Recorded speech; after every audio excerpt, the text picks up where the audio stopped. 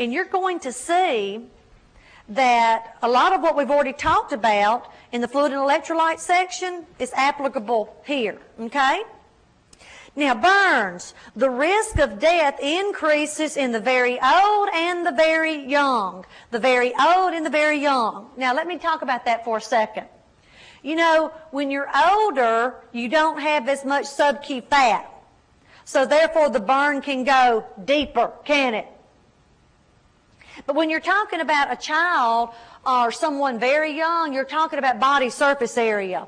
You know, when you're listening to the news and somebody's been badly burned, they always tell you how much of the body surface area that's affected.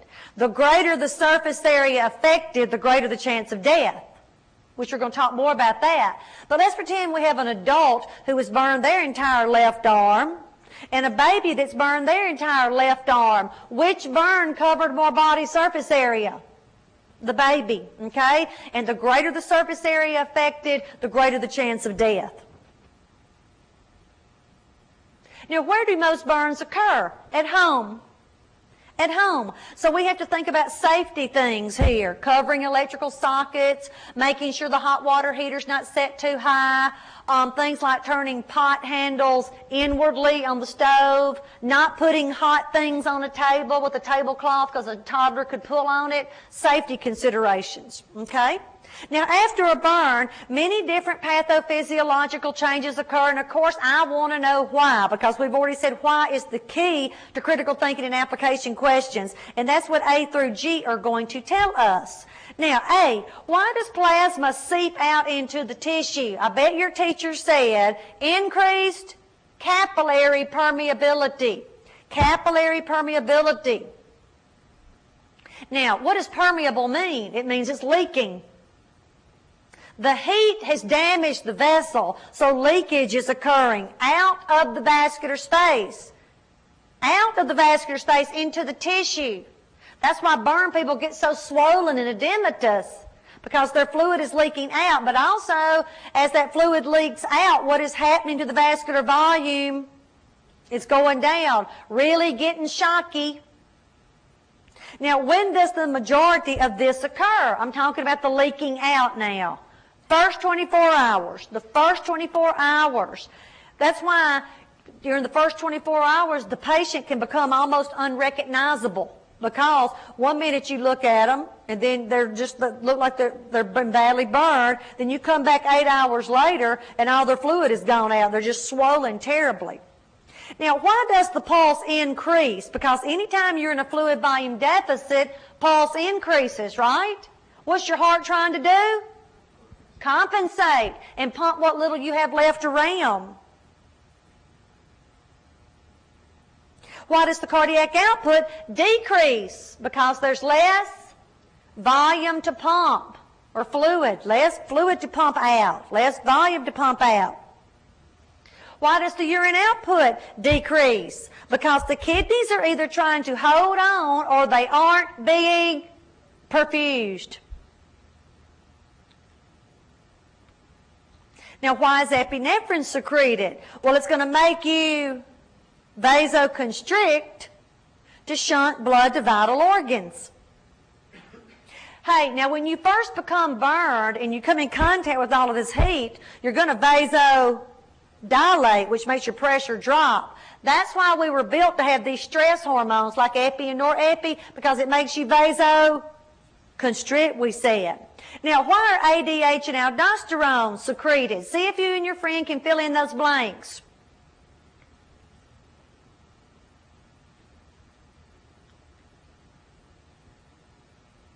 Retain sodium in water with aldosterone and retain water with ADH. Water with ADH. Now, y'all, the purpose of all of that is to replenish blood volume, isn't it? Yeah, rebuild your blood volume again, because we've lost so much of it. Where have we lost our blood volume? Out into the tissue or out of my body altogether, right? All right. Therefore, your blood volume will go up. Now, what is the most common airway injury? It's called carbon monoxide poisoning. Carbon monoxide poisoning. And here's how it works. Normally, oxygen should bind with hemoglobin. That's what's supposed to happen.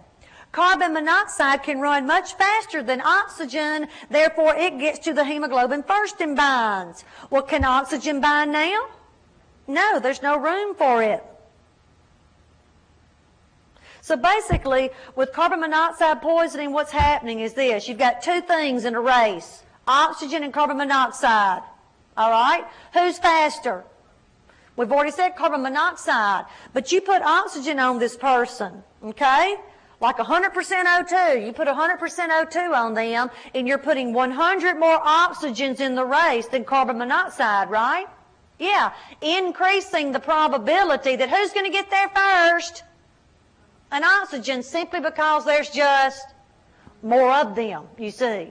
So here's a time when it's perfectly acceptable to put on 100% O2. That's the treatment. Now it says on your handout that carbon monoxide poisoning cannot be determined with O2 sats. The sat monitor picks up anything that is bound to hemoglobin, so if carbon monoxide is bound to hemoglobin, then the sat may appear normal.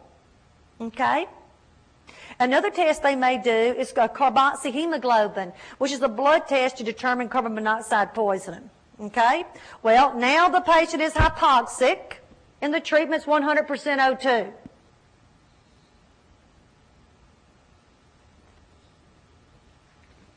All right, on the next page.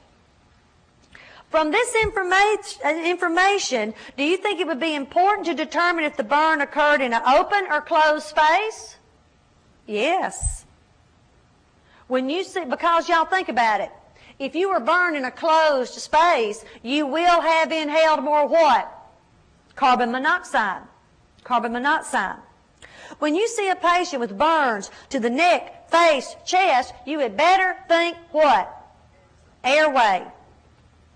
And what might the doctor go ahead and do prophylactically? I heard two answers. I heard intubate and trach. Now what's the answer? Both are correct answers. Here's the test taking strategy. Least invasive first. Least invasive first. If you were the patient, wouldn't you prefer that they try the tube before they get out the scalpel?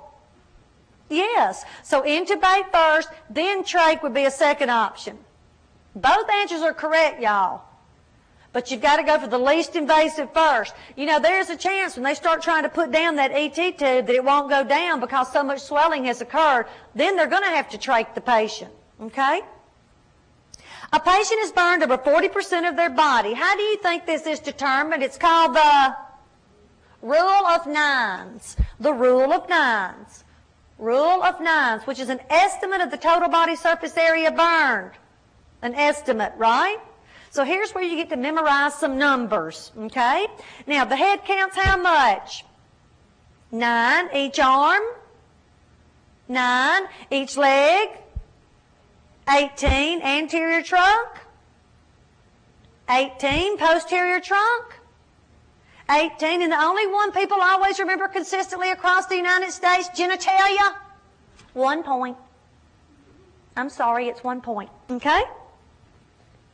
Now, one of the most important aspects of burn management is fluid replacement. Fluid replacement. It is not uncommon for albumin to be given after a major burn. It's just not given in the first 24 hours. Think about it. If you give albumin in the first 24 hours, is it going to leak out? Yeah, because we still have vessel damage at this point. So it just leaks out. So they're really focusing on just fluids, fluids, fluids. And even those fluids that you're putting into the vascular space just leak out. But that's why the patient really gets edematous. But you got to do something to maintain some volume in there, to maintain a pressure. Okay? You know that albumin holds on to what in the vascular space? Fluid in the vascular space. This will increase or decrease the vascular volume. Increase the vascular volume. What will it do to kidney perfusion? Increase. What will it do to blood pressure? Increase. What will it do to cardiac output? Increase. Will this help correct the fluid volume deficit? Yes, because, y'all, with all of those things, we're putting more fluid where? In the vascular space. When you start giving a patient albumin, you know that the vascular volume will increase. What will happen to the workload of the heart? Increase, because there's more to pump. And that's okay to a certain point. However, if you stress the heart too much, you know that the patient could be thrown into fluid volume excess. And if this occurs, what will happen to cardiac output? Decrease, because now your heart is failing. It's wearing out. And so what will the lung sounds be like? Wet, crackles, whatever you want to say. On any patient who is receiving fluids rapidly, what is a measurement you can take hourly to make sure you're not overloading them? Ask the person sitting next to you.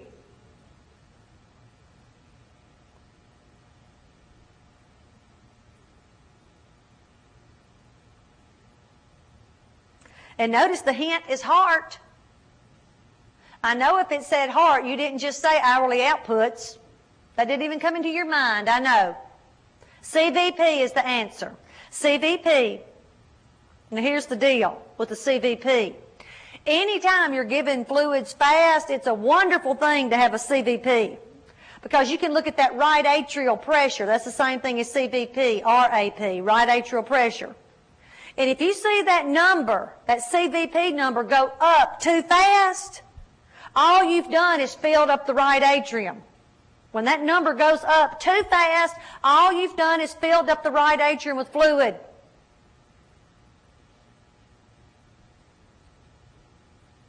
And therefore, you're about to throw the patient into right-sided heart failure.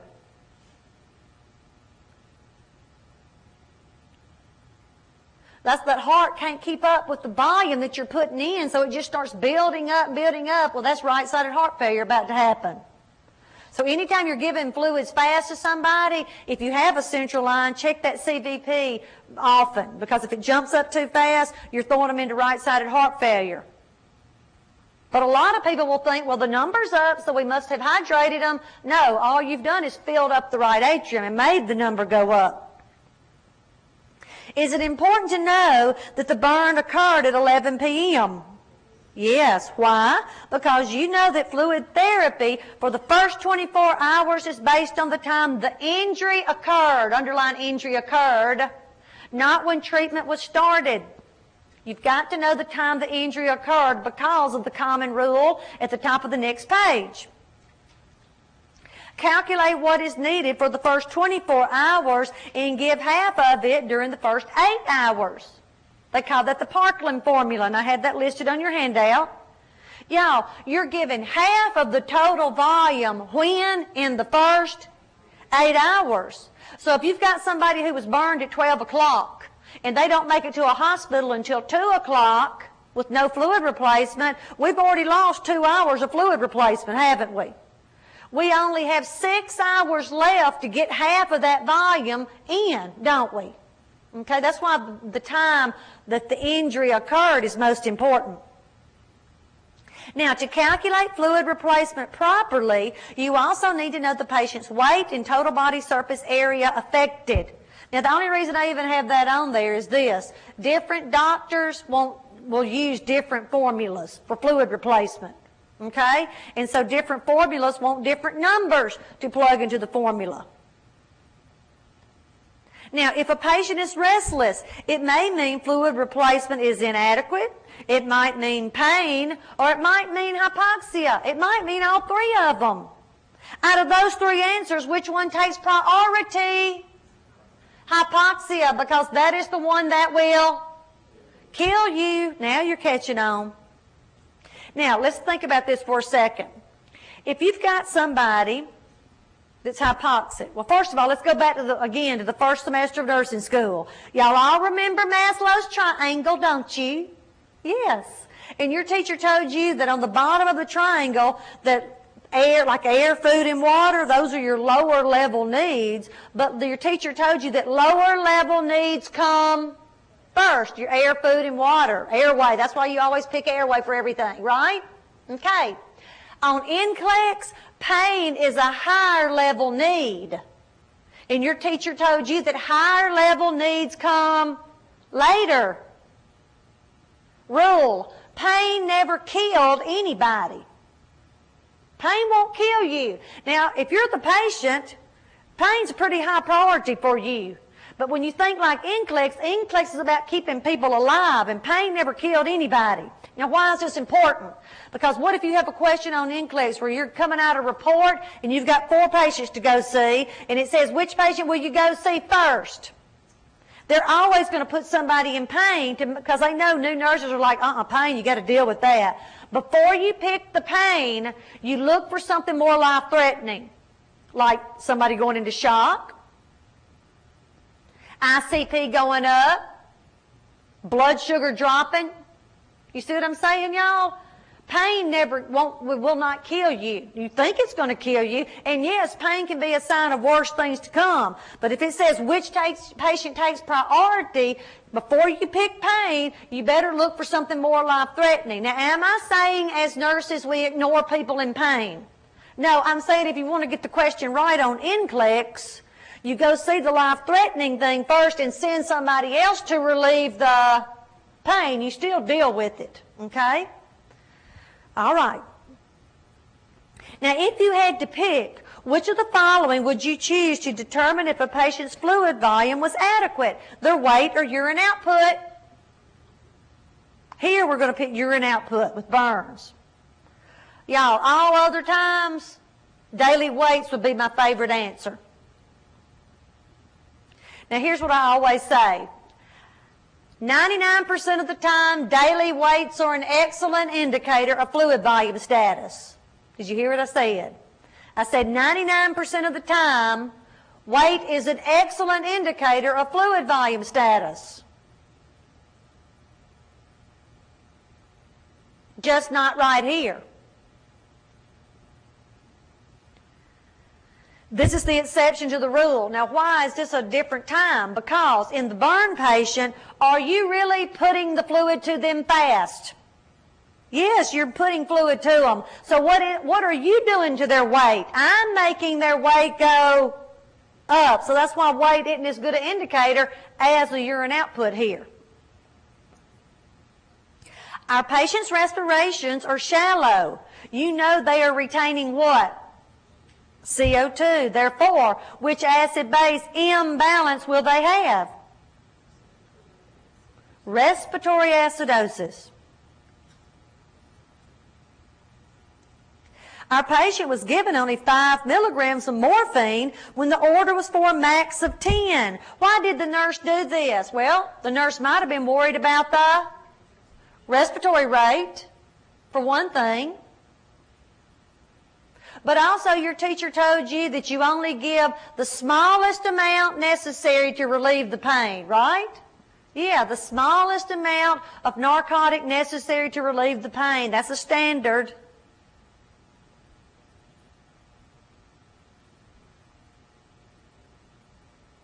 And why are IV pain meds preferred over IM with burns? Because they act fast.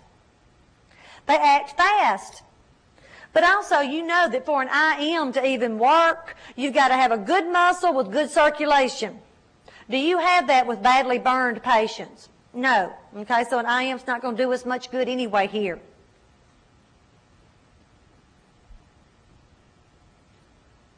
Now, why has the patient been given a tetanus toxoid plus the immune globulin? Well, let's talk about it. When you give somebody a tetanus shot, what is their body being forced to produce? Antibodies. But it takes about 2 to 4 weeks to get those antibodies in the bloodstream. But y'all, when you've been badly burned, do you need protection from tetanus today? Yeah, we don't need to make them wait 2 to 4 weeks. That's why we go ahead and give them the what? Immune globulin. Anytime you see the words immune globulin, think immediate protection. Because what are you directly giving to this patient? Antibodies. You're giving them the antibodies with immune globulin. Now, notice it says active and passive immunity. With the tetanus shot, your body is having to work to make the antibodies, isn't it? Yeah, you're having to work to make the antibodies. That's why we call it active immunity. With the immune globulin, your body didn't have to work because you gave the patient the antibodies. That's why we call it passive immunity.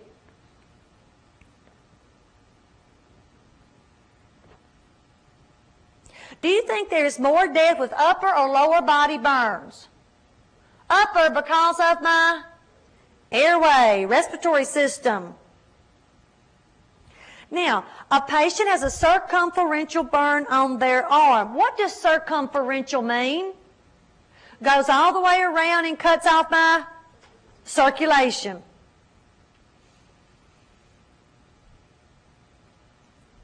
The second part of the question says, what should you be checking? Well, circulation, right? Now, tell your friend the 4 major checks you need to do when you're doing a circulatory check of an extremity. A circulatory check of an extremity. Ask your friend.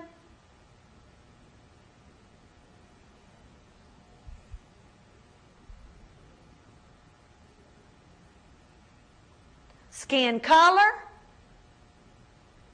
skin temperature, capillary refill,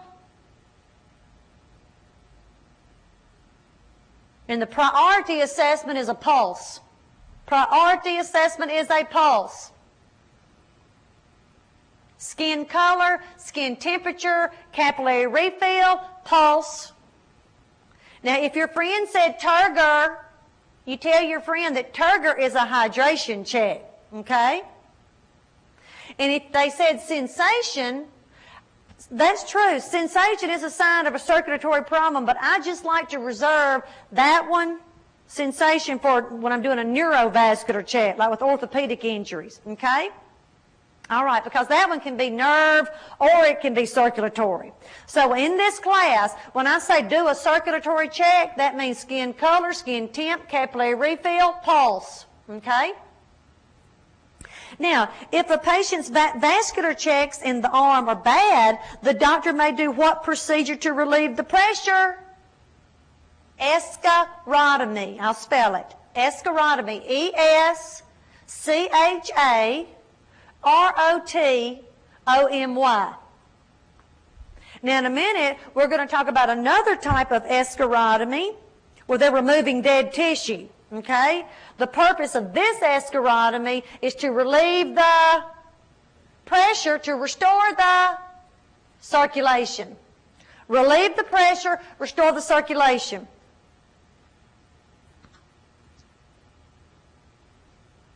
Now, I heard somebody say fasciotomy. Well, that's another way to relieve the pressures with a fasciotomy, but that is a deeper incision. You're cutting way deeper into the tissue, but that's still applicable here. Our patient was wrapped in a blanket to stop the burning process. Since the flames were gone, does that mean the burning process had stopped? No. What else could have been done to stop the burning process? Water. Ice water? No, just cool water. You never put ice on a burn. Never put ice on a burn because that causes too much vasoconstriction. Too much vasoconstriction. Well, how else did the blanket help? Well, it held in body heat and kept out the germs. Why is it important that jewelry be removed? Swelling, for one thing, okay, and then metal gets really hot, doesn't it? Okay? Now, what kinds of things do we look for to determine if any airway injury has occurred? Well, singed facial hair, dark sputum. And then if they've inhaled a lot of smoke, like they've been in a closed space, they'll have soot, the black stuff all over the face. Soot, S-O-O-T. So those are things that we look for. And when we see a lot of that, any of those things, you can anticipate that the doctor's going to want to go ahead and do what? Intubate, just to be on the safe side. Because what is that airway about to start doing? Swelling. A Foley was inserted so you could measure urine output. How often will this need to be monitored? Hourly. Is it possible that when you insert the catheter that no urine will return? Yes. Why? Because the kidneys are either attempting to conserve the fluid or they might not be being perfused adequately. You know, if you're not perfusing your kidneys adequately, you're not going to make urine. Okay? Now, what would you do if the urine was brown or red? Well, the first thing I want you to know is that is normal after a major burn. Normal after a major burn, but I'm still worried about it. It's normal after a major burn, but we are still worried about it. Now, let's talk about that for a second. Do you agree that with burns that there's a lot of cellular destruction? Yeah. When cells rupture, y'all, they release heme. That's the pigment. That's what's discoloring the urine. Okay, so the color of the urine is not a big deal, but you got to think about what that discolored urine means. You've got a lot of broken down cells in the body. There's only one way that broken down cells can escape from your body, and that is through the kidneys. So when I see that discolored urine, I know we've got broken down cells. Now here's the number one concern. Broken down cells can clog up your kidneys. Broken down cells can clog up your kidneys.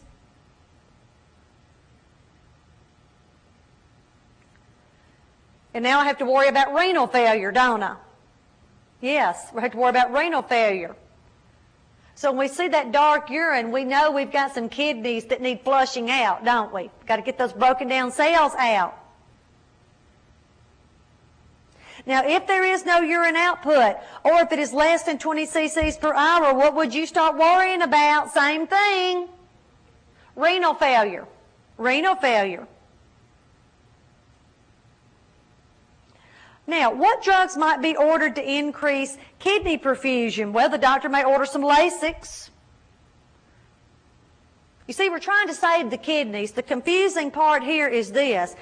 You know, in the first 24 hours, your vascular volume has gone out, right? And then here we are giving people Lasix. Well, you've got to keep the kidneys alive, too. So, yeah, it's going to make them diuresis and lose more volume, but you've got to perfuse the kidneys to keep them alive, keep the kidneys alive. Another drug that may be used here is going to be dobutamine to increase cardiac output. Dobutamine to increase cardiac output.